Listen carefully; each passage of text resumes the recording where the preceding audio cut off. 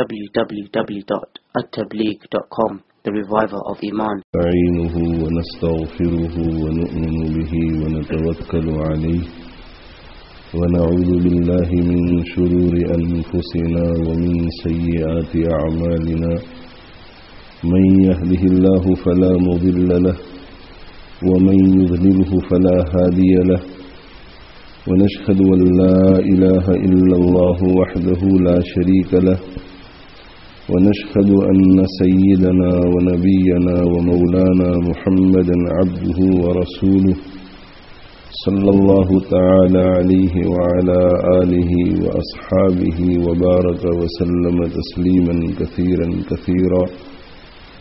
أما بعد، فبالسند المتصل منا إلى عبد الله بن عمرو بن العاص رضي الله تعالى عنه قال قال رسول الله صلى الله عليه وآله وسلم: الراحمون يرحمهم الرحمن ارحموا من في الأرض يرحمكم من في السماء. رواه أبو داود والترمذي. وبالسند المتصل منا إلى أمير المؤمنين في الحديث أبي عبد الله محمد بن إسماعيل البخاري رحمه الله تعالى وحشرنا في زمرته ومحبيه قال: باب قول الله ونضع الموازين القسط ليوم القيامة وأن أعمال بني آدم وقولهم يوزن. وقال مجاهد: القسطاس العدل بالرومية، ويقال القسط مصدر المقسط وهو العادل، وأما القاسط فهو الجائر.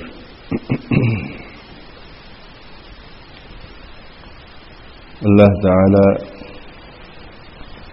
شانہ کا جتنا شکر ادا کریں کم ہے کہ اس نے ہمیں ختم بخاری شریف کی مجلس میں شرکت کی سعادت نصیب فرمائی اور امت کی چند بچیوں کو یہ مبارک موقع نصیب فرمایا کہ انہوں نے اپنے اساتذہ کرام اور اپنی مکرم استانیوں کے سامنے زانوئے تلمس طے کیا اور بخاری شریف اور بخاری شریف کے علاوہ احادیث شریفہ کی دوسری مشہور معتبر متداول کتب کو ختم کیا اور اساتذہ کرام اور جو استانیہ ہیں انہیں بھی اللہ تعالی شانہ نے یہ بہت بڑی سعادت عطا فرمائی ہے کہ اس مبارک شغل میں وہ مشغول ہیں. اہل الحدیث ہم اہل النبی وَإِن لَّمْ يَصْحَبُوا نَفْسَهُ أَنفَاسَهُ صَحِبُهُ. حضرات اساتذہ کرام اور حضرات مدرسین احادیث شریفہ کی کتب کو شروع کرنے سے پہلے جو حدیث شریف پڑھنے کی اغراض بیان کرتے ہیں ان میں سے ایک غرض یہ ہے کہ جو حدیث پڑھنے اور پڑھانے میں مشغول ہوتے ہیں ان میں شان صحابیت پیدا ہو جاتی ہے. اہل الحدیث ہم اہل النبی، حدیث کو پڑھنے پڑھانے والے وہ اہل النبی ہے. محدثین جو ہے وہ اہل النبی ہے، وہ نبی صلی اللہ علیہ وسلم کے لوگ ہیں. وَإِن لَّمْ يَصْحَبُوا نَفْسَهُ أَنفَاسَهُ صَحِبُهُ. انہیں اللہ کے نبی صلی اللہ علیہ وآلہ وسلم کی ذات بابرکت کی صحبت تو نصیب نہیں ہوئی، لیکن شب و روز وہ اللہ کے نبی صلی اللہ علیہ وآلہ وسلم کی نقل و حرکت اور اللہ کے نبی صلی اللہ علیہ وسلم کی رفتار و گفتار اور اللہ کے نبی صلی اللہ علیہ وآلہ وسلم کے اعمال اور اقوال ہی کو دیکھتے رہتے ہیں تو اس کی برکات جو ہے ان میں منتقل ہوتی ہیں اور شان صحابیت پیدا ہو جاتی ہے۔ میں اپنی بخاری شریف ختم کرنے والی طالبات کی خدمت میں بھی عرض کروں گا، اور اس مدرسے میں مولانا رفیق صوفی صاحب زید مجدہم کے مدرسے میں پڑھنے والی دوسری طالبات اور جہاں جہاں طالبات پڑھ رہی ہیں اور طلبہ پڑھ رہے ہیں ان کی خدمت میں بھی عرض کروں گا، اور میرے جو ساتھی علماء ہیں جنہیں اللہ تعالی شانہ نے پڑھنے پڑھانے کی یہ سعادت عطا فرمائی ہے ان کی خدمت میں بھی عرض کروں گا کہ اللہ تعالی شانہ نے بغیر استحقاق کے ہمیں یہ سعادت نصیب فرمائی ہے۔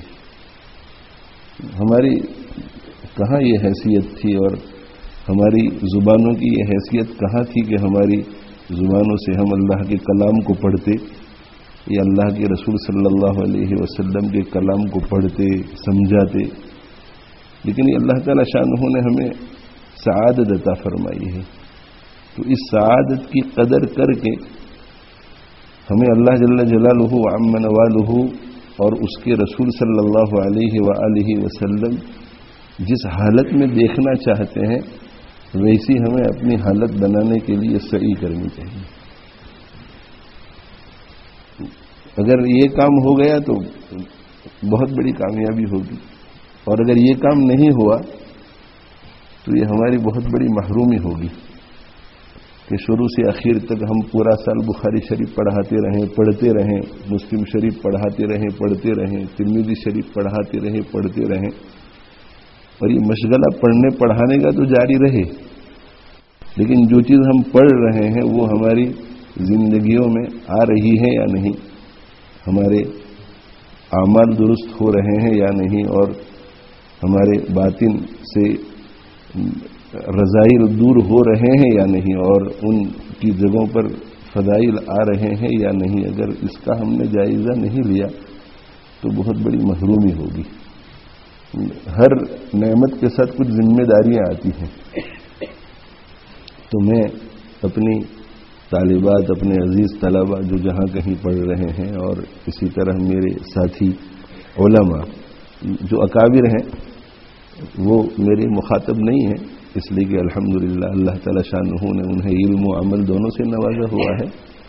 میں اپنی حیثیت کے لوگوں سے بات کر رہا ہوں، میرے ساتھی علماء، میرے دوست، کہ ہمیں اس کی طرف توجہ کرنی چاہیے۔ اللہ تعالی شانہ اس کی مجھے بھی توفیق عطا فرمائے کہ ہمیں عمل کرنا چاہیے۔ یہ آیت جو ہے ہم بار بار سنتے ہیں، قد افلح من زکاہا، کہ کامیاب ہو گیا وہ شخص جس نے اپنے نفس کا تزکیہ کر لیا۔ تو کیا معنی ہے اس کا؟ تزکیہ کر لیا کا کیا معنی ہے؟ تو حضرات مفسرین کے کلام سے معلوم یہ ہوتا ہے کہ اس کے 3 حصے ہیں۔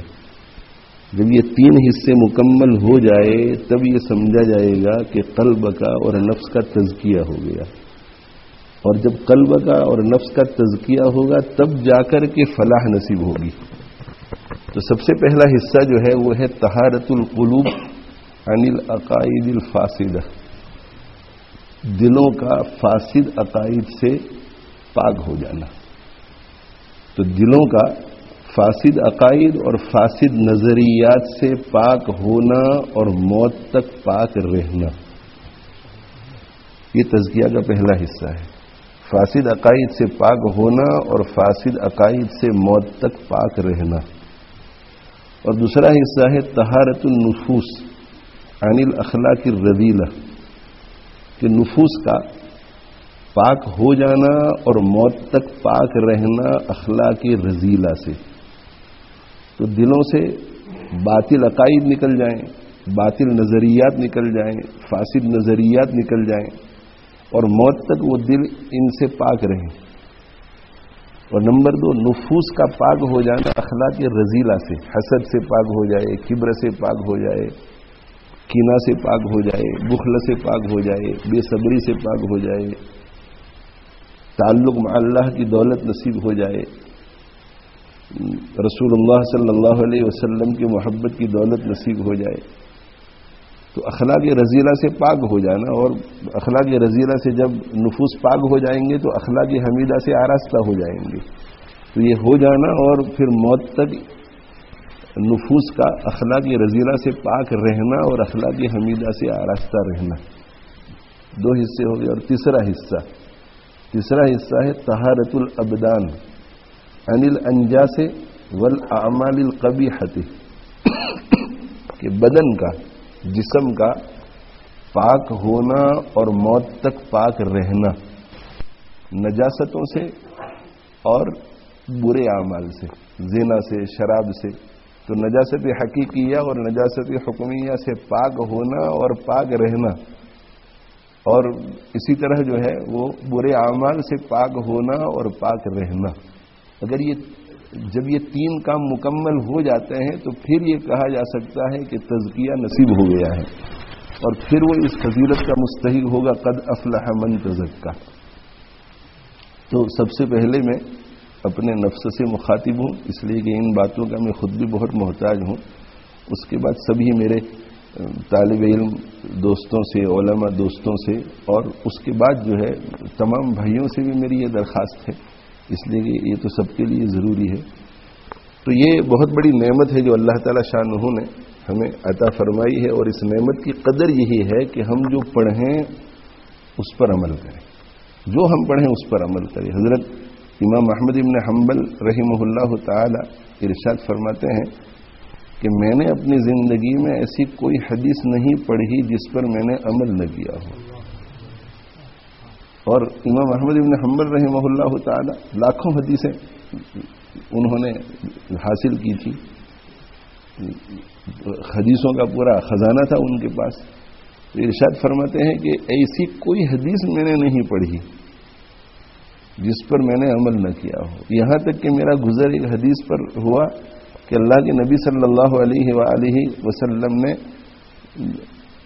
حجامت کروائی، کپنگ کروایا، اور کپنگ کے بعد آپ صلی اللہ علیہ وآلہ وسلم نے حضرت ابو طیبہ جنہوں نے کپنگ کی تھی ان کو 1 دینار اجرت دی.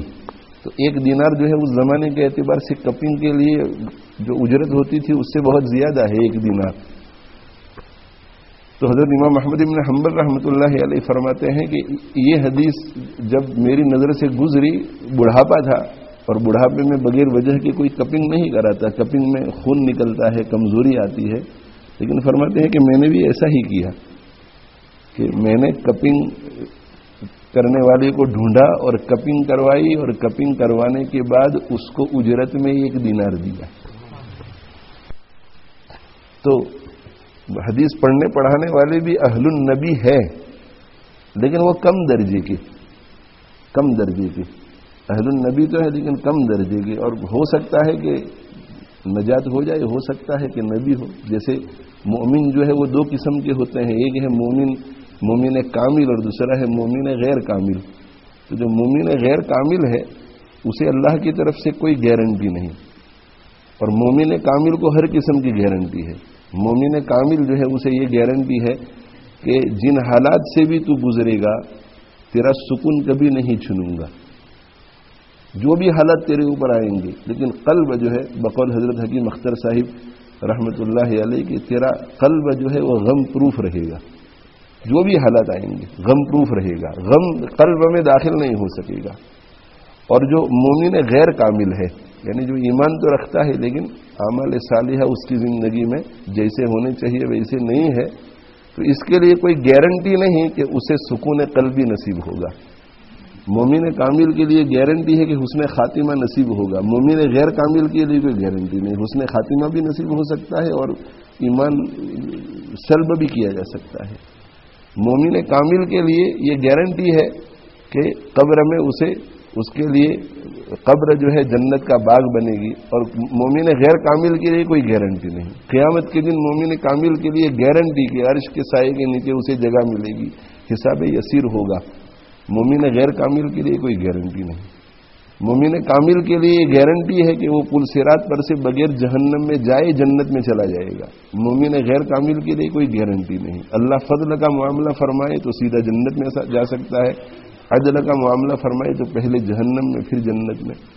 تو اسی طرح یہ اہل النبی تو ہیں حدیث پڑھنے پڑھانے والے، لیکن اہل النبی بھی کامل بھی ہوتے ہیں اور غیر کامل بھی ہوتے ہیں.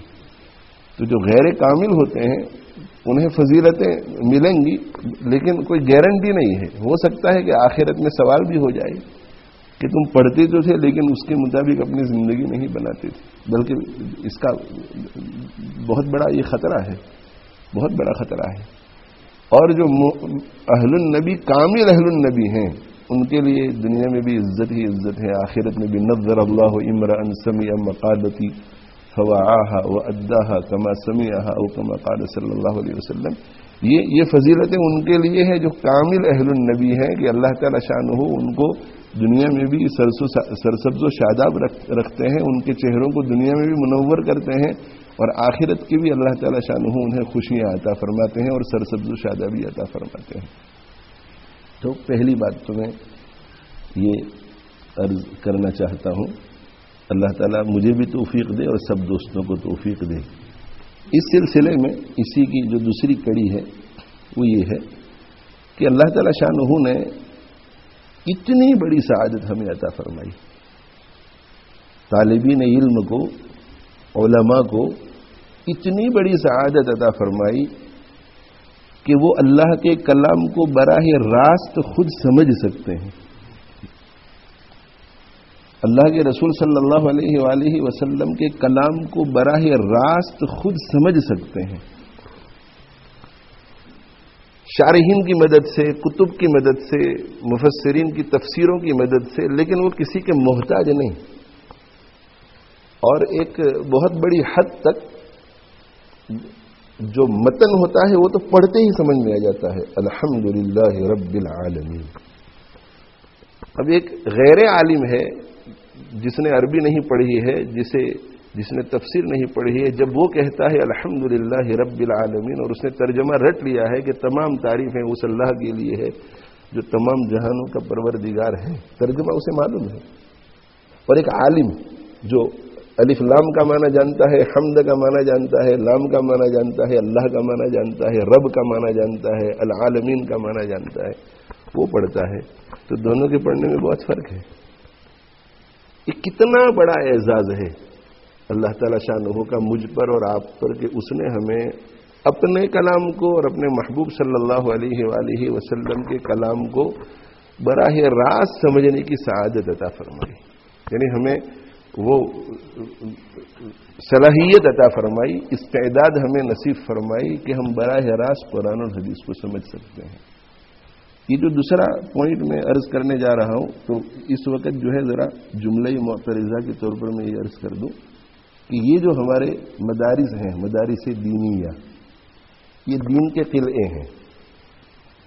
اور مدارس دینیہ دین کے قلعے اس لیے ہیں کہ ان میں دین کی حفاظت ہوتی ہے. اگر یہ مدارس نہ ہوتے اور یہ علماء کے بنانے کا سلسلہ جاری نہ رہتا تو جس طرح دوسرے مذاہب میں تحریف داخل ہو گئی، ہمارے مذہب میں بھی تحریف داخل ہو جاتی اور پتہ نہیں دین کیا سے کیا ہو جاتا. تو ان مدارس کے اندر دین جیسا تھا اللہ کے نبی صلی اللہ علیہ وسلم کے زمانے میں، دین کو اسی حالت میں اوپر والا طبقہ نیچے والے طبقے تک پہنچا دیتا ہے. ہم نے جن اساتذہ کرام سے پڑھا تو ان تک یہ دین اللہ کے نبی صلی اللہ علیہ وسلم کے زمانے میں جیسا تھا ویسا ہی ان کے استادوں نے پہنچایا، اور ان تک ان کے اساتذہ نے، ان تک ان کے اساتذہ نے، ہمارے اساتذہ نے ہمیں پہنچا دیا. اور یہ مدرسہ جو ہے وہ یہ چار دیواری کا نام نہیں ہے. جہاں دو آدمی بیٹھ جائے، ایک پڑھائے دوسرا پڑھے، یہ ہے مدرسہ. یہ سلسلہ اللہ کے نبی صلی اللہ علیہ وسلم کے دور سے چلا آ رہا ہے. سب سے پہلے معلم خود حضور اکرم صلی اللہ علیہ وسلم ہیں. اور تاریخ کو جب ہم دیکھتے ہیں تو ہمیں یہ نظر آتا ہے کہ ہر معلم اس کی پوری کوشش کرتا ہے کہ میرے پاس جو کچھ ہے وہ مرنے سے پہلے پہلے زیادہ سے زیادہ لوگوں تک پہنچا دوں. اور ہر متعلم کا ہمیں تاریخ کے اوراق کو کھنگالتے ہیں تو یہ جذبہ ملتا ہے کہ اس کی کوشش یہ رہتی ہے کہ میرے بڑے جو ہیں اس سے پہلے کہ وہ قبر میں چلے جائیں ان کے پاس جو کچھ ہے وہ میں لے لوں. اسی لیے میں ہمارے طلباء سے کہا کرتا ہوں کہ ہمارے زمانے میں اور پچھلے زمانے میں جو فرق ہے وہ یہ کہ ہمارے زمانے میں ایک پڑھنے کا زمانہ آتا ہے اور پھر پڑھانے کا زمانہ. تو پڑھنے کا زمانہ آتا ہے، فارغ ہو جاتے ہیں، پھر پڑھانے کا زمانہ. اور ہمارے اسلاف کی زندگیوں کو دیکھتے ہیں تو ان کی زندگی میں یہ پہلا مرحلہ پڑھنے کا ہوتا تھا اور اس کے بعد والا مرحلہ پڑھنے اور پڑھانے کا. یعنی طالب علمی کبھی ختم نہیں ہوتی تھی. جب انہیں ان کے بڑوں کی طرف سے سند مل جاتی تھی، اجازت مل جاتی تھی کہ اب آپ پڑھائیے، تو وہ یہ نہیں سمجھتے تھے کہ اب میں فارغ ہو گیا، اب مجھے پڑھانا ہے. نہیں، وہ یہ سمجھتے تھے کہ اب میرے دو کام ہیں. وہ پڑھنے کا کام تو میں نے خود اپنے ذمے لگایا تھا، تو وہ کام تو باقی ہی رہے گا. کب تک؟ حضرت امام شافعی رحمۃ اللہ علیہ سے پوچھا گیا کہ الا متا، تو کہا کہ الی الممات، موت تک. امام احمد بن حنبل کو پوچھا گیا الا متا، تو انہوں نے کہا کہ مال محبرت الی المقبرت. پڑھنے کا سلسلہ تو موت تک، قبر تک، تو وہ ان کا رہتا تھا. اور پھر پڑھانے کا، تو پڑھانے کے ساتھ ساتھ پڑھتے تھے.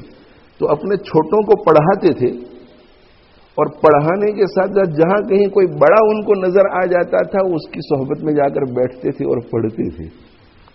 اللہ ہمیں معاف فرمائے. ہمارا کچھ مزاج ایسا بنتا چلا جا رہا ہے کہ فارغ ہو گئے، اب فارغ ہونے کے بعد ہمیں دینا ہے، لینا نہیں ہے.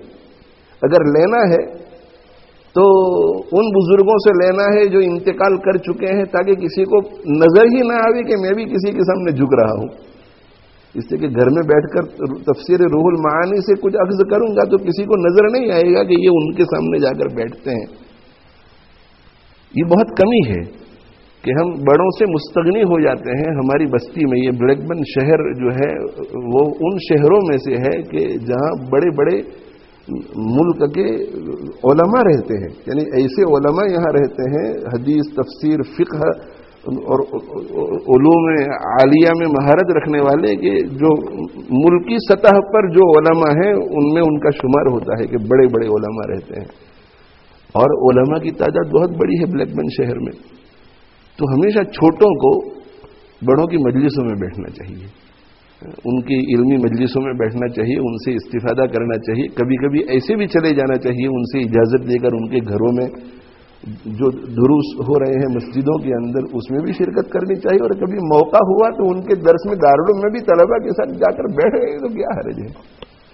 بڑوں کی صحبت میں بیٹھتے ہوئے ہم یہ کیوں سوچیں کہ میں جن کے ساتھ بیٹھ رہا ہوں وہ مجھ سے چھوٹے ہیں. ہمیں ایسا سوچنا چاہیے کہ میں جس کے سامنے بیٹھا ہوں وہ مجھ سے بڑا ہے. ہم ہمارا مقابلہ طلباء کے ساتھ کیوں کریں؟ ہمیں ہمارا مقابلہ استاد کے ساتھ کرنا ہے کہ یہ جو صاحب ہیں وہ مجھ سے بڑے ہیں. تو میں یہ عرض کر رہا تھا کہ یہ ایک جذبہ تھا. یہ جو جملہ معترضہ کے طور پر بیچ میں جو میں بات لایا تھا کہ یہ ایک جذبہ تھا. کیا جذبہ تھا؟ کہ بڑوں سے لینا ہے، چھوٹوں کو دینا ہے. بڑوں سے لینا ہے، چھوٹوں کو دینا ہے. چھوٹے بڑوں سے لینا ہے، چھوٹوں کو دینا ہے. اور چھوٹوں سے مراد عمر کے اعتبار سے نہیں، علم کے اعتبار سے. علم کے اعتبار سے امام حمیدی رحمہ اللہ تعالی، جن کا تذکرہ سب سے پہلے بخاری شریف میں آتا ہے، سب سے پہلی حدیث جو امام بخاری رحمۃ اللہ علیہ نے ذکر کی ہے اپنے استاد امام حمیدی سے لی ہے. حدثنا الحمیدی قال حدثنا سفیان.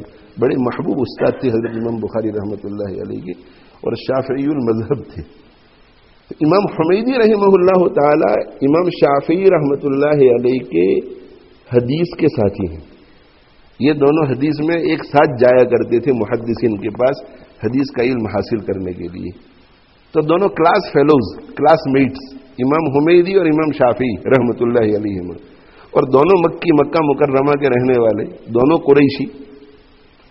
تو دونوں ایک ساتھ جایا کرتے تھے.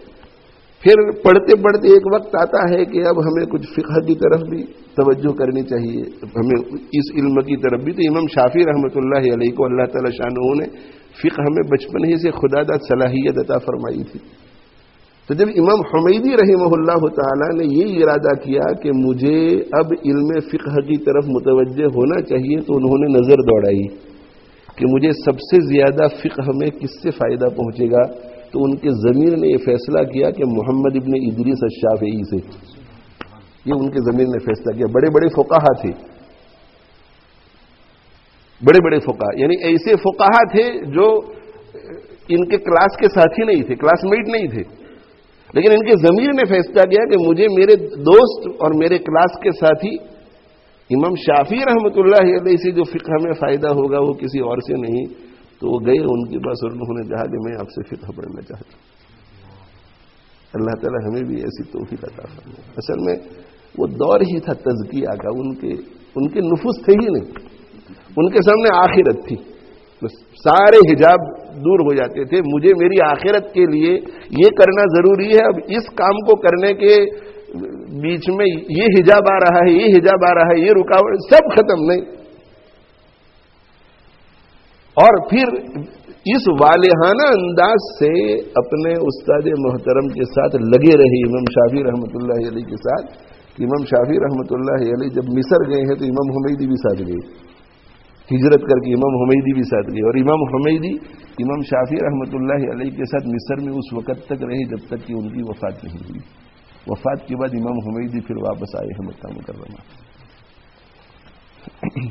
بہرحال میں یہ عرض کر رہا ہوں کہ یہ جو چار دیواری ہے اس میں دین کی حفاظت ہوتی ہے. اگر یہ مدارس نہ ہوتے، یہ علماء اور طلباء کا پڑھنا پڑھانا نہ ہوتا میرے بھائیوں، تو آج دین اپنی اصلی شکل میں محفوظ نہ رہتا. آج ایک شوشہ بھی آگے پیچھے نہیں ہوا، ایک نقطہ بھی آگے پیچھے نہیں ہوا، ایک زبر زیر کا بھی فرق نہیں آیا، اور جائز ناجائز حلال حرام میں بھی کوئی فرق نہیں آیا. اور آج بھی یہ صورتحال ہے کہ اسلام کے بارے میں کوئی ایسا سوال نہیں ہوگا. 1400 سال تک یہ، اور آج بھی یہ حالت ہے کہ اسلام کے بارے میں ایسا کوئی سوال نہیں ہوگا کہ جس کا جواب مسلمان نہیں دے سکتے. دنیا میں کسی نہ کسی جگہ پر کوئی ایسا آدمی بیٹھا ہوا ہوگا جو اس سوال کا جواب دے سکے گا. دنیا ایسے عالم سے خالی نہیں رہی یا ایسے علماء سے خالی نہیں رہی جو اسلام پر وارد ہونے والے کسی بھی اعتراض کا جواب نہ دے سکے. میں جواب نہیں دے سکوں گا تو میں مفتی ابراہیم صاحب کی طرف بھیجوں گا، وہ وہاں جائیں گے، مفتی ابراہیم صاحب غور و فکر کریں گے تو مولانا رفیق سوی صاحب کے پاس بھیجیں گے. ان سے نہیں بن پڑے گا تو یہ مولانا حنیف صاحب کے پاس بھیجیں گے، ان سے نہیں بن پڑے گا یہ قاری زبیر صاحب کے پاس بھیجیں گے. یعنی چلتے چلتے ضرور ایسا آدمی ملے گا جو اس مسئلے کو حل کرے گا. اس لیے کہ یہ تو اللہ نے اپنے ذمے لیا ہے، انا نحن نزلنا الذکر وانا له لحافظون. ایک ایک شوشے کی حفاظت ہوتی ہے. تو یہ مدارس کے اندر حفاظت کی جاتی ہے. اور یہ 6 سال کے اندر علماء کو تیار کیا جاتا ہے. تو تیار کیا جاتا ہے کا مطلب یہ کہ علماء کی استعداد بنائی جاتی ہے. اور علماء کی جو استعداد بنائی جاتی ہے ان 6 سالوں میں یا 8 سالوں میں یا 10 سالوں میں، وہ 2 طرح کی ہے. ایک تو علمی استعداد، نحوی، صرفی، بلاغت، فصاحت، عربی ادب، اور پھر آگے علوم عالیہ، تفسیر، حدیث، فقہ، کہ وہ پڑھیں اور پڑھ کر کے وہ سمجھ سکیں.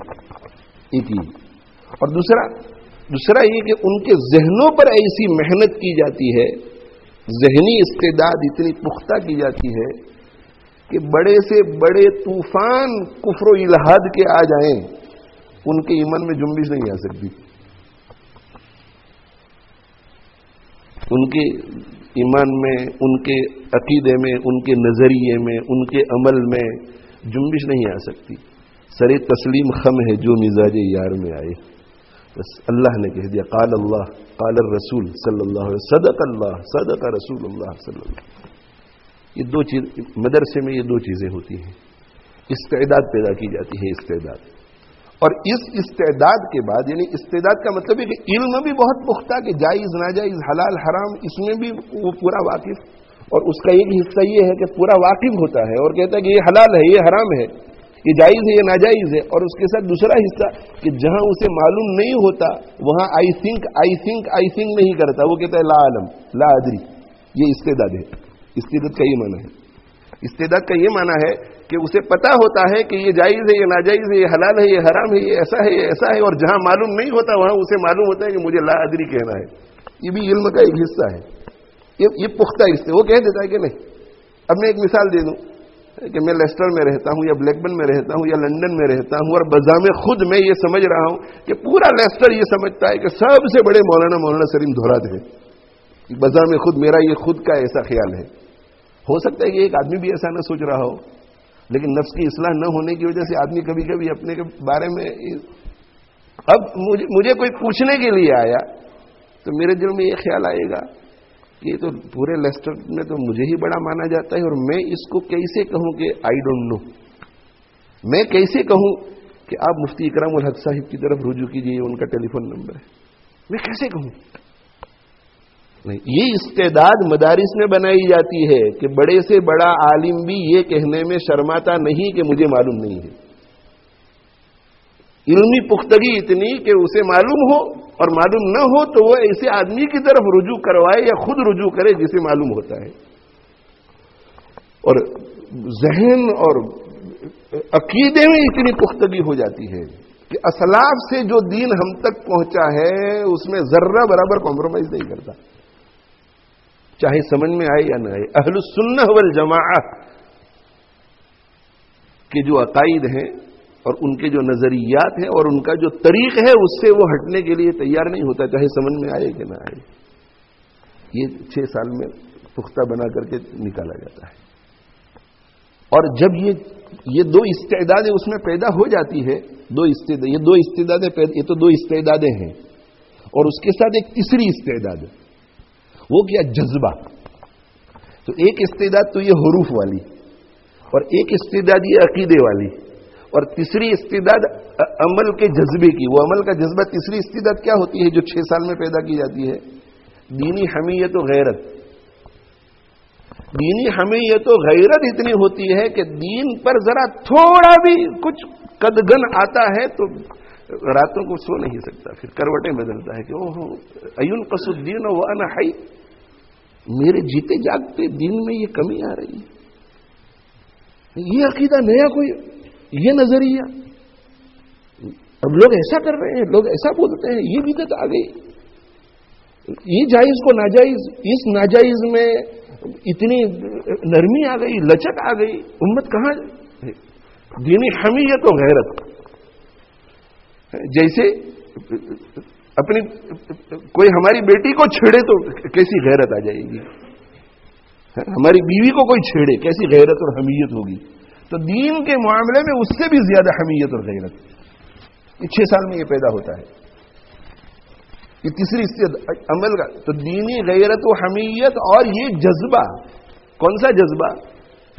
کہ اللہ کا دین محفوظ رہے اور دنیا کے کونے کونے تک پہنچے. یہ تیسری استعداد. یہ مدارس جو ہمارے قائم کیے جاتے ہیں ان میں یہ کام کیا جاتا ہے. اسی لیے تاریخ اٹھا کر کے دیکھیے 1400 سال میں کیا نظر آتا ہے کہ جہاں کہیں کوئی دین پر آفت آئی، کوئی مصیبت آئی، کسی نے کوئی عقیدے کی لائن سے، عمل کی لائن سے، نظریات کی لائن سے حملہ کیا تو آہنی دیوار بن کر کون کھڑے ہو گئے؟ علماء. عوام کو تو پتہ ہی نہیں چلتا. عوام کو پتہ کیسے چلے گا؟ ان کے پاس علم ہی نہیں ہے. عوام کو پتہ نہیں چلتا. عوام کو بیدار کون کرتے ہیں؟ متوجہ کون کرتے ہیں؟ علماء کہتے ہیں کہ دیکھو یہ فتنہ ہے، دیکھو یہ بچ کر رہنا. اور عوام تو شروع میں ایسا بھی کہتے ہیں کہ یہ مولوی صاحب نے اختلاف شروع کر دیا. ایسا بھی کہتے ہیں کہ یہ یونٹی سے رہنے دو نا، کیوں ان کے خلاف بولتے ہیں؟ اب ان کی یہ رائے ہے تو اس میں کیا حرج ہے؟ لیکن علماء اپنوں کی گالیاں سنتے ہیں، اپنوں کی گالیاں اپنے گالیاں دیتے ہیں کہ آئی مولوی صاحب جھگڑو ابو کر ہی دی دو، آئی اختلاف نہیں، وہ اپنی ذمہ داری سمجھتے ہیں، اپنی ذمہ داری سمجھتے ہیں، اپنی ذمہ داری سمجھتے ہیں. حضرت مفتی محمد تقی عثمانی صاحب دامت برکاتہم نے ایک مرتبہ فرمایا کہ لوگ یہ کہتے ہیں کہ مولویوں کا کام یہ ہے کہ وہ لوگوں کو کافر بناتے ہیں. تو بھائی اگر کوئی کفر کی بات کہے گا تو وہ تو بنانا ہی پڑے گا نا کہ یہ کافر ہے. وہ خود کافر بن گیا ہے. تو مجھے لوگ کہتے ہیں کہ بس مولویوں کا ایک ہی کام رہ گیا ہے کہ لوگوں کو کافر بناتے ہیں. تو مفتی تقی صاحب نے فرمایا کہ ہم کسی کو کافر بناتے نہیں، جب کوئی کافر بن جاتا ہے تو ہم کافر بتاتے ہیں. یہ تو ہمارا کام ہے کہ لوگوں کو بتانا پڑتا ہے کہ یہ کافر ہے. اور پھر حضرت مفتی تقی صاحب نے ایک مثال دی کہ کسی جگہ پر کوئی فنکشن ہو, کوئی میٹنگ ہو, کوئی کانفرنس ہو اور اس میں انویٹیشن بائی کارڈ اونلی ہو اور دربان کو کھڑا کر دیا جائے کہ بھئی دیکھو جس کے پاس کارڈ ہے اسی کو آنے دیا جائے. تو اگر ایسا آدمی بھی آئے گا جس کو مدعو کیا گیا ہے لیکن کارڈ کے بغیر آئے گا تو وہ بہت بڑا آدمی ہوگا, لیکن دربان کیا کرے گا, اسے روک دے گا. تو مفتی تقی صاحب فرماتے ہیں کہ یہ جو اسلام کی عمارت ہے اس کے دربان ہم علماء ہیں, اور یہ شریعت جو 6 سال میں ہم سیکھتے ہیں یہ کارڈ ہے. اس کارڈ کو لے کر کے جو آتا ہے اسے ہم اندر داخل ہونے دیتے ہیں, جو اس کارڈ کے بغیر آتا ہے اسے باہر روک دیتے ہیں. یہ تو ہماری ذمہ داری ہے. اللہ تعالی شانہ ہم سب کو یہ سمجھنے کی توفیق دے. استعداد پختہ, استعداد پختہ, تو پختہ استعداد بن جاتی ہے, اسے بڑھاؤ آگے. اور جو فکر و نظر جو بنائی جاتی ہے عقائد کے بارے میں, اسلامی نظریات کے بارے میں, وہ پختہ رہے اور وہ پختہ ہوتے چلے جائیں. اور تیسری بات یہ عملی جذبے کی استعداد کہ دینی حمیت و غیرت, اور ساتھ میں دینی حمیت و غیرت کتنی, اینقص الدین و انا حی, یہ اتنی. اور دوسری طرف یہ فکر, یہ بھی اس کا حصہ ہے. یہ فکر یہ ہمارے مدارس کے مقاصد میں سے ہے. یہ فکر کہ دین جو ہے دنیا میں بسنے والے ہر انسان کے دل میں اتر جائے تاکہ وہ دنیا کی سرخ روئی بھی حاصل کر لے اور آخرت کی سرخ روئی بھی حاصل کر لے, دشمنوں کے دلوں میں بھی اتر جائے. کانا رسول اللہ صلی اللہ علیہ وسلم متواصل الاحزان دائم الفکر, یہ دائمی فکر یہ لگاتا. ہمارے اکابر کی زندگیوں کو آپ دیکھیں گے تو آپ کو یہ چیز ملے گی. میں جو یہاں دوسری جو جملہ معترضہ کے طور پر بات کہنے جا رہا تھا وہ یہ ہے کہ یہ جو دینی مدارس فل ٹائم بورڈنگ کے ساتھ, فل ٹائم بورڈنگ کے بغیر اور پارٹ ٹائم 3 گھنٹے 4 گھنٹے 5 گھنٹے 2 گھنٹے, یہ جو پورے ملک میں ان کا رواج ہو رہا ہے, یہ تو بہت خوش آئند ہے کہ علماء علمی مشغلے میں رہتے ہیں, طلبہ طالبات جو ہیں وہ بھی ماشاءاللہ پڑھنے میں لگتے ہیں. لیکن جو مدرسہ چلا رہے ہیں انہیں مدارس کے ان مقاصد کو پیش نظر رکھنا چاہیے.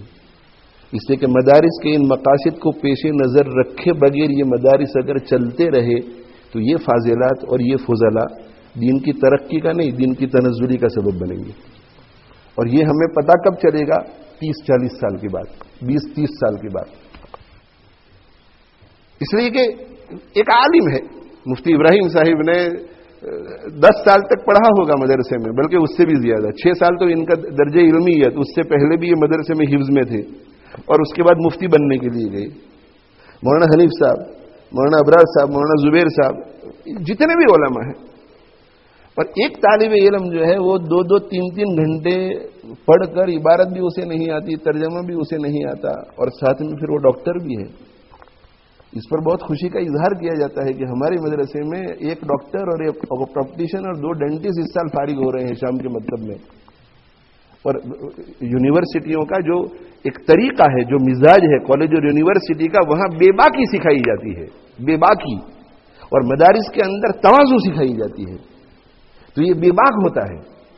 اب اسے سند دے دی آپ نے, اور آپ سند دیں یا نہ دیں, ختم بخاری میں جو بیٹھا ہوا ہے وہ لوگوں کے سامنے سند یافتہ ہے. آپ چاہے سند نہ دیں, چاہے وہ امتحان میں فیل ہو جائے, اور آپ چاہے بعد میں اس کی سند منسوخ کرتے رہیں, تو وہ لوگوں کو یہی کہے گا کہ میں بھی عالم ہوں اور یہ بھی عالم ہے, یہ بھی عالم ہے. اور آج کل جو ہے وہ دین بیزاری اور دین میں لبرلزم اور آزادی اتنی آ گئی ہے کہ لوگوں کے ذہنوں میں کیا ہے کہ everybody has the right to express his opinion. اور یہ بھی بات میڈیا میں بار بار آتی ہے کہ اسلام کے الگ الگ ورژنز ہیں, الگ الگ رائے ہیں, اور ہمارے نوجوان بچوں کے اندر جو ہے وہ دینی اور علمی پختگی نہیں, اس لیے وہ میڈیا کو سن کر کے ان کا بھی ایسا ذہن بنا ہوا ہے کہ بھائی اگر مفتی ابراہیم صاحب کی یہ رائے ہے تو یہ مولانا اگر یہ رائے دے رہے ہیں تو یہ بھی ایک اسلام کا دوسرا ورژن ہوگا, اور ہمیں یہ زیادہ بہتر لگ رہا ہے, تو اگر اس پہ عمل کر لیا تو کیا حرج ہے. تو میں اس قصد سے آج نہیں آیا تھا, لیکن یہ بیچ میں بات آ گئی. علمی تقریر تو جو صاحب علم ہوتے ہیں وہ کرتے ہیں, میں اس منصب کا آدمی بھی نہیں ہوں. میں تو یہ بخاری شریف کے ختم میں اس نیت سے چلا جاتا ہوں کہ اتنے مہینوں کی جو محنت اساتذہ نے اور بچیوں نے کی ہے اس کی برکات مجھے مل جائے, اور جو حسن زن سے بلاتے ہیں اللہ تعالیٰ ان کے حسن زن کو قبول فرما لے. ورنہ میں تو کہتا ہوں کہ بھئی میں کوئی شیخ الحدیث نہیں ہوں, میں تو بخاری شریف سمجھنے کی کوشش کر رہا ہوں. بچوں کو پڑھانے کے نتیجے میں اس بہانے سے پوری بخاری شریف کے اوپر ایک نظر گزر جاتی ہے. ورنہ میں تو صاحب علم نہیں ہوں, یہ تو صاحب علم ہوگا. اور پھر یہ کہ ایسی مجلس میں یہ کبھی یہ کچھ ایسی باتیں, ایسے لوگ بھی آ جاتے ہیں ماشاءاللہ بخاری شریف کی برکت حاصل کرنے کے لیے. یہاں کوئی علمی تقریر سننے کے لیے آتا بھی نہیں ہے. تو میں یہ عرض کرنا چاہتا ہوں کہ بہت اچھا ہے جتنے مدارس کھلے, ہم تو مدرسے کے لوگ ہیں, کھلنے چاہیے. لیکن یہ جو مقاصد ہے تین, کہ علمی استعداد پختہ ہو, نظریات کے اعتبار سے ہمارے یہاں سے فارغ ہونے والی بچی یا فارغ ہونے والا بچہ بہت پختہ ہو, اور تیسرا یہ کہ وہ اس جذبے کو لے کر کے نکلے, اس جذبے کو لے کر.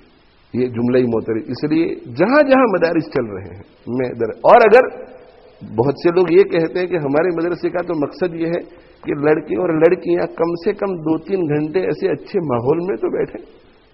تو بھائی آپ کا جب یہ مقصد ہے تو پھر عالم تو مت بناؤ ان کو. آپ کا تو مقصد یہ نہیں ہے پہلے ہی سے عالم بنانے کا, تو پھر عالم بنا کیوں رہے ہیں آپ؟ آپ کا جب مقصد ہی ان کو ایک اچھے ماحول میں رکھنا ہے تو ٹھیک ہے, ان کے لیے ایک نصاب مقرر کرو, چاہے یہی نصاب پڑھاؤ, لیکن ان کو علماء مت کہو, ان کے لیے کوئی دوسرا ٹائٹل مقرر کرو. جیسے مولانا رفیق صاحب نے ابھی کہا کہ ہمارے یہاں تفسیر حدیث پڑھائی جاتی ہے 2 سال تک, اور وہ سنتین کا کورس ہے. تو سنتین کے کورس میں آنے والی جو عورت ہے وہ آئے گی, علم بھی حاصل کرے گی, اچھے ماحول میں بھی رہے گی, لیکن وہ اپنے آپ کو عالمہ نہیں سمجھے گی. وہ کسی عالمہ کو چیلنج نہیں کرے گی, اور اگر کرے گی تو وہ عالمہ اس کو خاموش کر سکے گی کہ تم نے صرف 2 سال پڑھا ہے, تم عالمہ نہیں ہو, تمہیں بولنے کا حق نہیں ہے.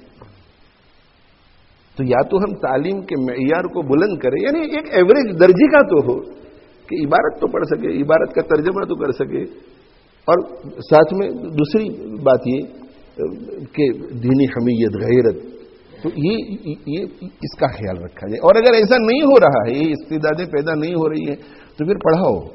لیکن ان مدارس میں جو پڑھایا جا رہا ہے اس کو کوئی دوسرا, کوئی فاضل کہہ دو, یا کوئی دوسرا کوئی لقب ہو جائے. مومنہ کورس کہہ دو, فاضلہ کورس کہہ دو, مومن کورس کہہ دو, فاضل کورس کہہ دو. یہ جملہ معترضہ کے طور پر بیچ میں بات آ گئی ہے. جو دوسرا پوائنٹ میں جو کہہ رہا تھا وہ یہ کہ یہ جو اللہ نے ہمیں, اسے آپ دوسرا پوائنٹ بھی سمجھ سکتے ہیں جو ابھی گزر گیا ہے, اور آگے والے کو تیسرا بنا لو, کہ اللہ تعالیٰ شانہ نے ہمیں یہ سعادت عطا فرمائی کہ ہم ڈائریکٹ قرآن مجید اور ڈائریکٹ احادیث شریفہ سے استفادہ کر سکتے ہیں. یہ کتنی بڑی سعادت ہے. اس کی طرف خاص مدارس کے طلباء اور فضلاء توجہ دیں. میری آج جو فارغ ہونے والی بچیاں ہیں وہ بھی توجہ دیں. کتنا بڑا اعزاز, کتنا بڑا اعزاز. اور اس پر ہمارے بزرگوں کا اور علماء کا اتفاق ہے کہ علوم کہلائے جانے کی چیز تو ایک ہی ہے, وہ جو مدرسوں میں پڑھائی جاتی ہے. باقی جتنی چیزیں پڑھائی جاتی ہیں وہ فنون ہیں. یہ ڈاکٹری کا جو علم یونیورسٹی میں پڑھایا جاتا ہے وہ علم نہیں ہے, وہ فن ہے.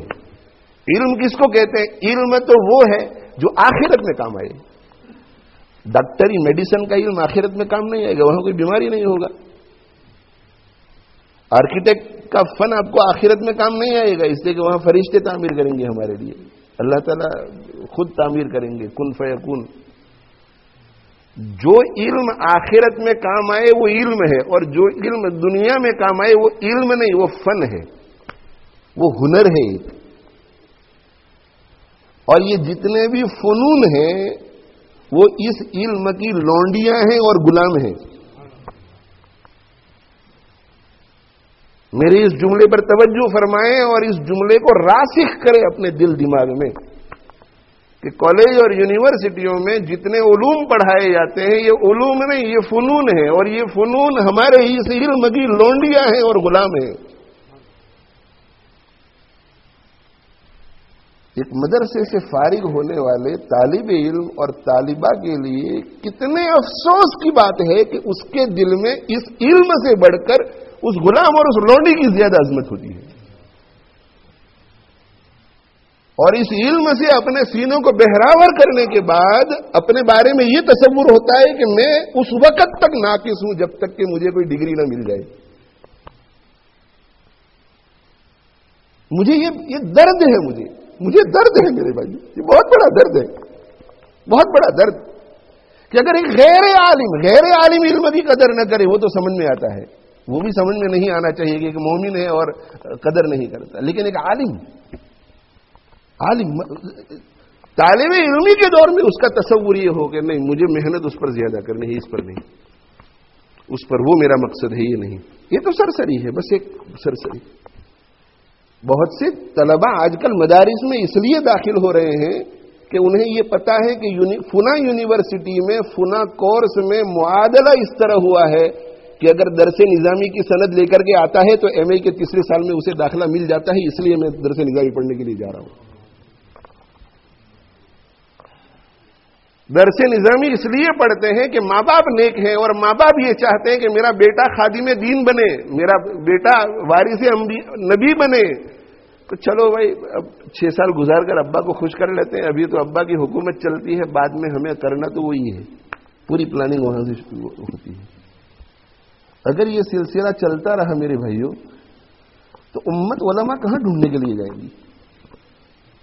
امت علماء کو کہاں ڈھونڈنے جائے گی؟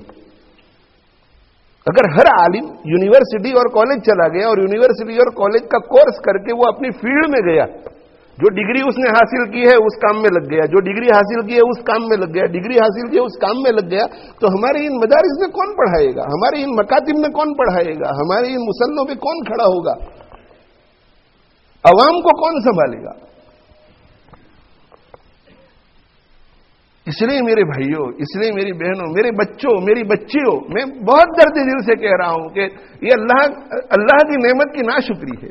اللہ کی اتنی بڑی دولت اللہ ہمیں دے رہے ہیں، اتنی بڑی دولت۔ ہمارا تو جذبہ یہ ہونا چاہیے کہ اتنی بڑی دولت مجھے مل گئی ہے کہ اب اس کے بعد مجھے دائیں بائیں آگے پیچھے کسی چیز کی طرف نہیں دیکھنا ہے، اسی دولت کو بڑھاتے رہنا ہے، اسی دولت کو بڑھانا ہے۔ اب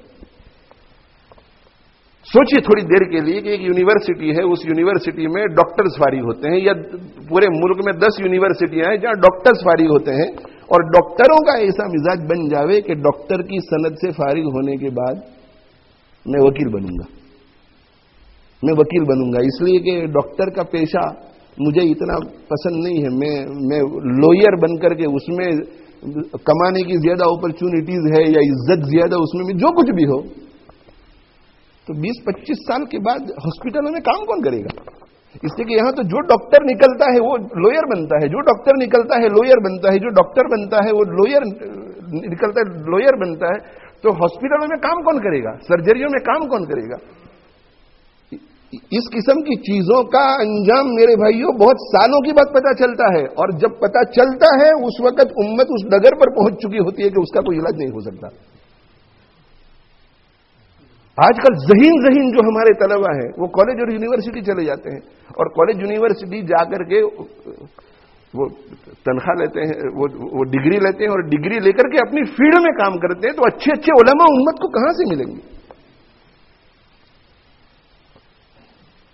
یہ میری گزارش اس وقت یہ ہے کہ اللہ تعالی شانہ نے اتنی بڑی دولت ہمیں عطا فرمائی، اتنی بڑی دولت، اتنی بڑی دولت۔ مامون رشید نے پوچھا حضرت یحییٰ ابن اقسم رحمہ اللہ تعالی کو، من اعز الناس، لوگوں میں سب سے زیادہ عزت والا کون ہے؟ کون پوچھ رہا ہے؟ مامون رشید خلیفہ وقت۔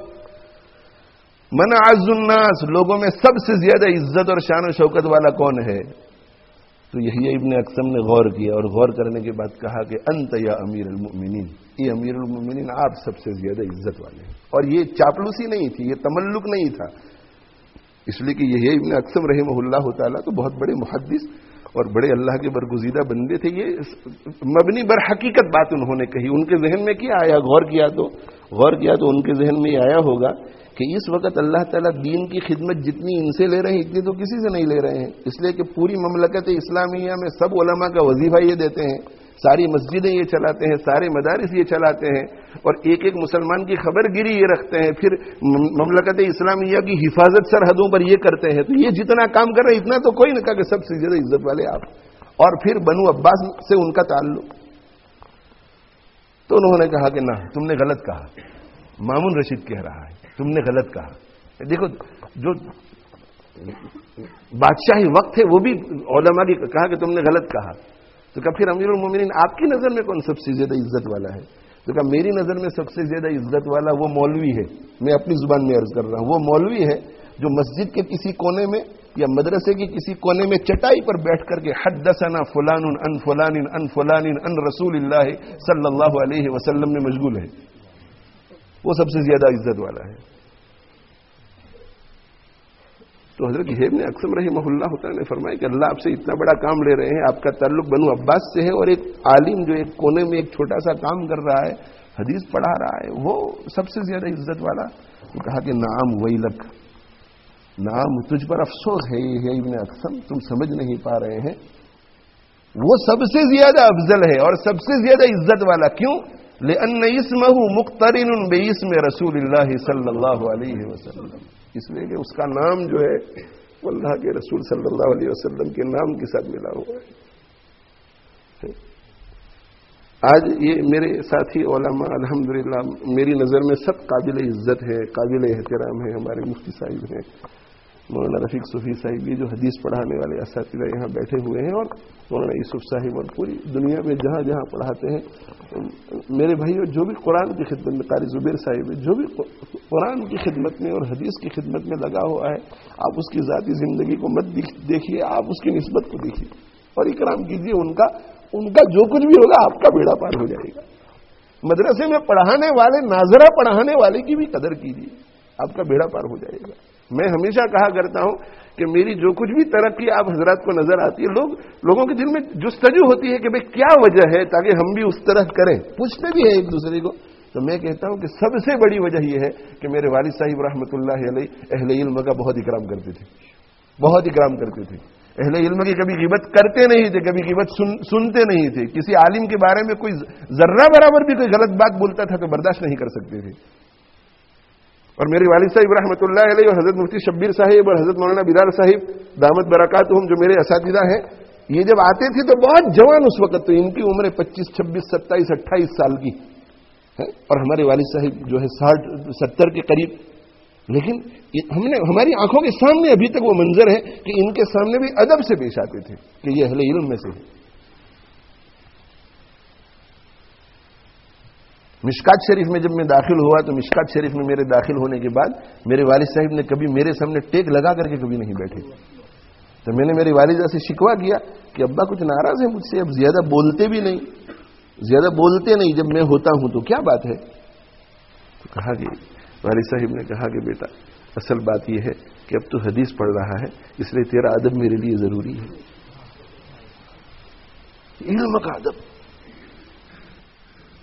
علم کا ادب۔ تو میں یہ کہہ رہا ہوں کہ احترام کہ یہ سب میری نظر میں قابل احترام، قابل احترام۔ لیکن میرے بھائی سوچو، ہم سب مفتی صاحب جب اپنی حیثیت کو دیکھیں گے تو ہر قابل احترام شخص اپنے کو چھوٹا ہی سمجھتا ہے۔ میں خود سوچوں کہ کہاں بھوریا میں پیدا ہوا تھا، وہ ربر کی چپل پہننے کے لیے بھی میرے ابا کے پاس پیسے نہیں تھے۔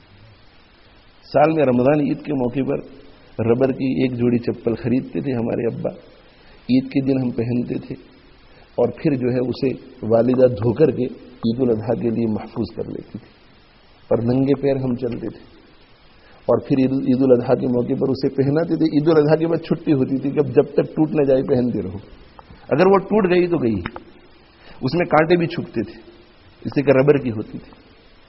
اور میں ابھی ان کو بتا رہا تھا کہ میں نے کہا دیکھو یہ ہماری اسکول ہے، وہ ہمارا گھر ہے، میں نے کہا یہاں ایک بہت بڑا درخت تھا، وہاں بھی ایک بہت بڑا درخت تھا، تو پرانے لوگوں نے کہا کہ ہاں تمہارا حافظہ صحیح ہے۔ تو میں نے کہا کہ جب وہ چپل نہیں ہوتی تھی، جون جولائی کی گرمی میں دوپہر کو اسکول سے نکلتے تھے اور تپتی ہوئی دھرتی ہوتی تھی، تپتی ہوئی زمین، تو ہم چل نہیں پاتے تھے، تو ہم اسکول سے دوڑ لگاتے تھے اس درخت تک، اور وہاں پھر سانس لیتے تھے، سایے میں کھڑے رہتے تھے، وہاں سے دوسرے درخت تک دوڑ لگاتے تھے۔ فقر، غربت، اور پھر جو ہے کوئی خاص ایسا دینی شعور وغیرہ بھی نہیں، اور عملی اعتبار سے، تقوی کے اعتبار سے، علمی اعتبار سے، ہر اعتبار سے کمزوری اور غیر مستحق ہونے کے باوجود اللہ قال قال رسول اللہ صلی اللہ علیہ وسلم کی ہمیں سعادت دیتا ہے۔ کتنی بڑی بات، کتنی بڑی۔ اس لیے مدارس سے فارغ ہونے والے طلباء اور طالبات کی خدمت میں یہ گزارش ہے کہ آپ اسی کو اپنا مشغلہ بنائیں. آپ اسی کو اپنا. میں جب انڈیا میں تھا تو گجراتی اسکول میں بھی اول نمبر سے پاس ہوتا تھا اور مدرسے میں بھی الحمدللہ. پھر میں یہاں منتقل ہوا تو انگریزی کا تو ہمیں ABCD بھی معلوم نہیں تھا. ہم نے تو نوساری تک ہماری رسائی تھی, کبھی کبھار نوساری گئے ہوں گے. سورت ہم نے پہلی مرتبہ اس وقت دیکھا جب یہاں آئے. سورت پہلی مرتبہ, وہاں سے ریل گاڑی گزری تو سورت دیکھا, وہ بھی اندر گھومے نہیں. یہاں آئے تو ABCD سے شروع کیا اور دھیرے دھیرے پھر اللہ نے فضل فرمایا تو اسکول میں بھی ہم اول نمبر سے پاس ہونے لگے. تو دونوں میں بہت اچھی جانے لگے. اور 1970 1970 میں جب اسکول میں بھی ہم لوگ گجراتی میں بات کرتے تھے, گجراتی فرسٹ لینگویج ہماری ہوتی تھی, تو فری ٹائم میں ہم گجراتی میں, کلاس میں بھی چپ چاپ بات کریں تو گجراتی میں. وہ دور تو ہمارے والد صاحب کو لوگ سمجھاتے تھے کہ سلیم کو, ہمارے مسلم معاشرے کو بھی گریجویٹس کی ضرورت ہے, اس ملک میں رہنا ہے. تو سمجھدار لوگ ہمارے والد صاحب کو سمجھاتے تھے کہ یہ ایک بچہ ہے جو ذہین ہے اور اول نمبر سے پاس ہوتا ہے, ہمارے اسے آگے بڑھاؤ. تو میرے والد صاحب رحمۃ اللہ علیہ فرماتے تھے کہ ہاں ذہین تو بہت ہے, لیکن میں نے تو اسے اپنی آخرت کے لیے طے کر لیا ہے, اس لیے بات ہی مت کرو. اور لکھنؤ کے ایک بیرسٹر صاحب تھے, بیرسٹر طیب, وہ ہمارے والد صاحب کے پیچھے نماز پڑھتے تھے اور اس وقت ان کا انگلینڈ کے بڑے بیرسٹروں میں شمار ہوتا تھا. پتہ نہیں اب حیات بھی ہے یا نہیں. وہ میرے والد صاحب کو عید کے دن آتے تھے, یوں کبھی آ جاتے تھے تو کہتے تھے کہ حافظ جی, لکھنوی زبان میں کہ حافظ جی یہ سلیم تو تم میرے حوالے کر دو, میں میرے جیسا بیرسٹر بناؤں گا. تو میرے والد صاحب کہتے تھے کہ بیرسٹر صاحب میں نے تو سلیم کو آخرت کے لیے طے کر لیا ہے, یہ آخرت میں اللہ کے کوڑ سے مجھے بچائے گا, میں نے آخرت کے لیے طے کر دیا, ایسا فرماتے تھے. اور پھر مجھ سے کہتے تھے کہ بیٹا مجھ سے وعدہ کرو کہ تم فارغ ہونے کے بعد 24 آورز یہی کام کرو گے, تمہارا فل ٹائم مشغلہ یہ ہوگا, تم ادھر ادھر دنیا کی طرف نظر نہیں دوڑاؤ گے. تو میں ابا کو بے تکلفی سے کہتا تھا کہ ابا جب مولوی بنا رہے ہیں تو مولوی کو تو یہی تو کام کرنا ہے. کہا کہ نہ, اس وقت تو یہ فتن بھی نہیں تھے. کہا کہ نہ, تم مجھ سے وعدہ کرو اس لیے کہ میں نے تمہیں کم تنخواہ سے بہت, اور میری فل فیس دی ہے, ہمارے ابا نے آدھی فیس نہیں دی, امام تھے پھر بھی. تو کہا کہ میں نے بہت قربانی سے کم تنخواہ میں تمہیں پڑھایا ہے, اور اگر تم نے فارغ ہونے کے بعد دین کا کام نہیں کیا تو میری تو دنیا بھی گئی اور آخرت بھی گئی. تو میں میرے سب طلباء اور طالبات سے درخواست کرتا ہوں کہ ہمارا اوڑھنا بچھونا یہ ہو. اللہ نے ہمیں جس راہ میں بغیر ہماری مرضی کی ہے, ہم تو جانتے ہی نہیں تھے کہ یہ دارالعلوم میں جا کر کے پڑھانا کیا ہے. امامت میں لگ جاؤ فل ٹائم, مدارس میں لگ جاؤ فل ٹائم, اور اللہ بہت دے گا اور بہت صبر دے گا. اللہ صبر سے دل کو بھر دے گا. تو کم پیسوں میں اور کم تنخواہ میں اور کم راحت والے اسباب میں وہ راحت ملے گی جو زیادہ راحت والوں کو راحت نہیں ملے گی. عزت دے گا اللہ, عزت دے گا, دنیا میں عزت دے گا, آخرت میں عزت دے گا. سیٹسفیکشن ملے گا کہ آج میں نے اپنے 8 گھنٹے, اپنے 4 گھنٹے, اپنے 2 گھنٹے اللہ کے بندوں کو اللہ سے جڑنے میں صرف کیے ہیں. اللہ تعالی شانہ مجھے آپ کو عمل کی توفیق دے. تو اللہ بہت مبارک کرے.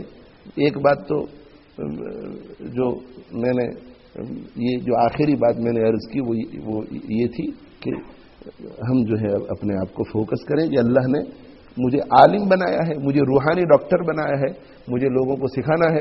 اور میں تو یہ کہا کرتا ہوں کہ بھئی دیکھو انبیاء کے وظائف جو ہیں, دوسری بھی دین کی خدمتیں ہیں, میں اس کا انکار نہیں کرتا.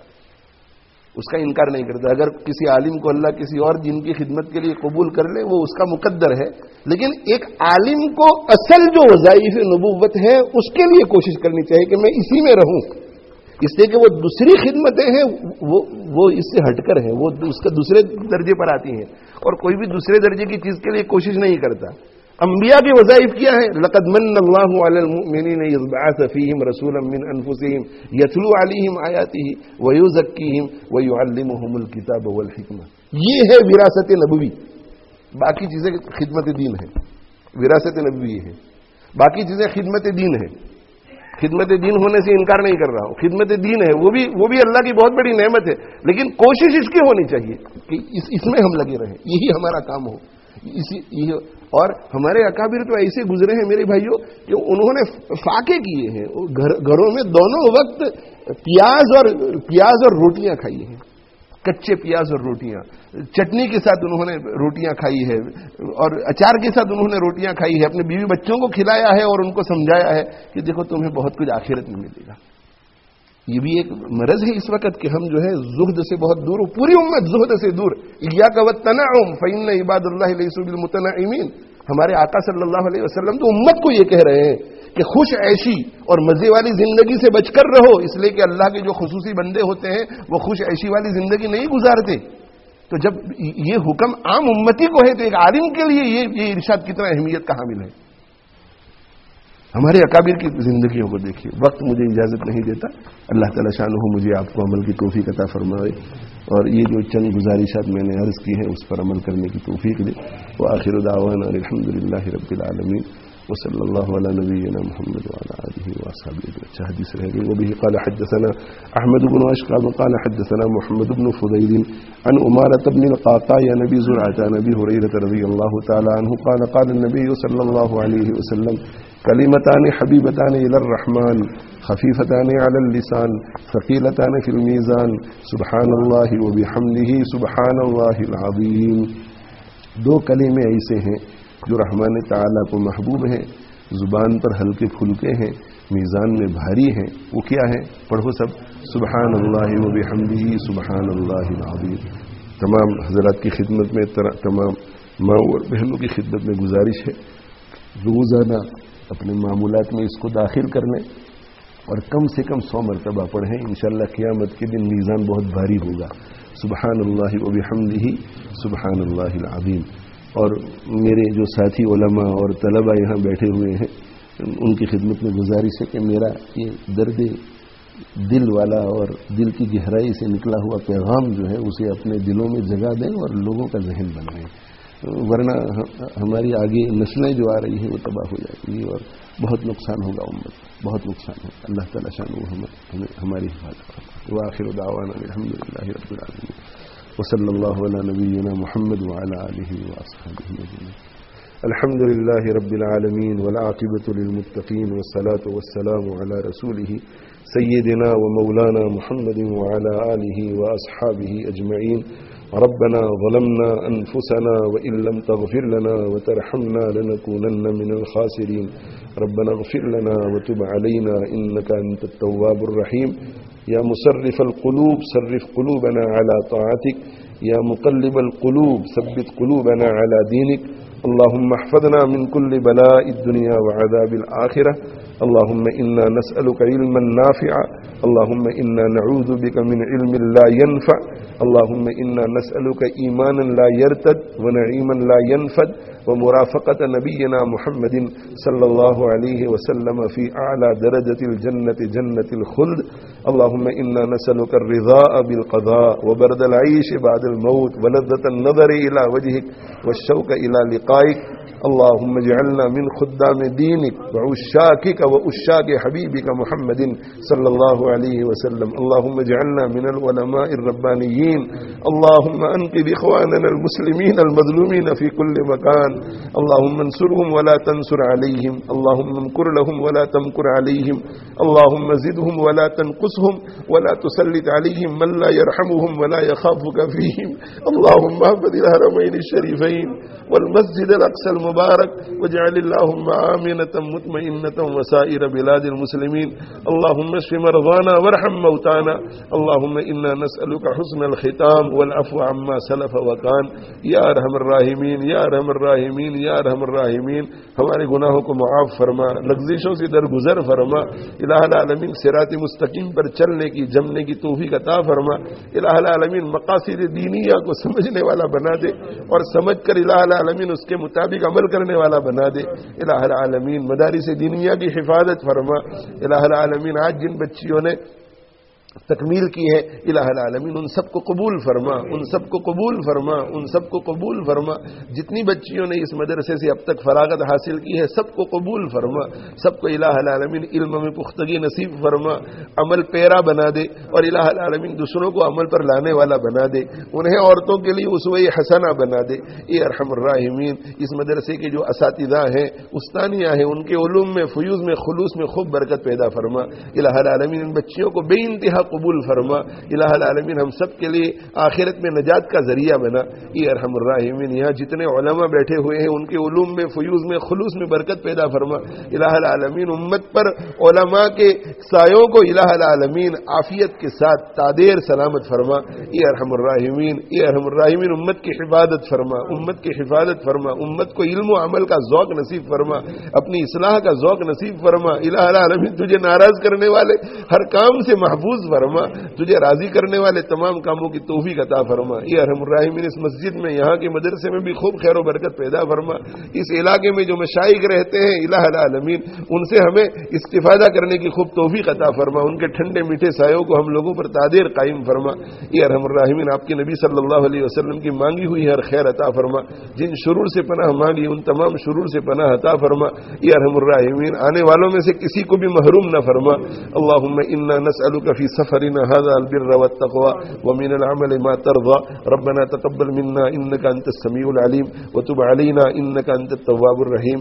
رب اغفر وارحم وانت خير الراحمين. سبحان ربك رب العزة عما يصفون وسلام على المرسلين والحمد لله رب العالمين. www.attableek.com, the reviver of